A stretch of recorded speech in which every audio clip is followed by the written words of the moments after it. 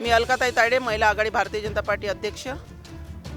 मी या रामबागामध्ये राहते। झोपडपट्टी माझा एरिया स्लम आहे, रामबाग आहे। यांनी काय केलं, इथून आधी पूर्ण ओपन होतं सर, हे पूर्ण समोर आहे।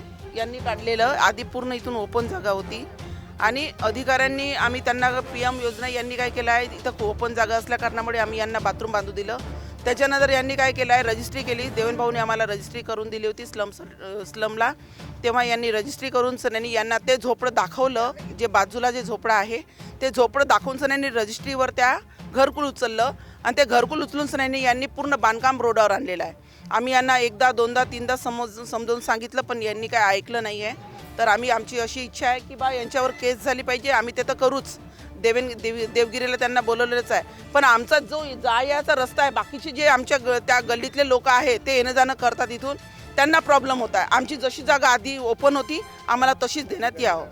अधिकारी हे म्हणत आहेत की आम्हाला त्यांनी ते झोपडं दाखवलं, ते आम्हाला स्लॅबच्या घराचं काही माहिती नव्हतं, आम्हाला ते झोपडं दाखवलं, आम्ही त्या झोपड्यावरच त्यांना घरकुल दिलेलं आहे।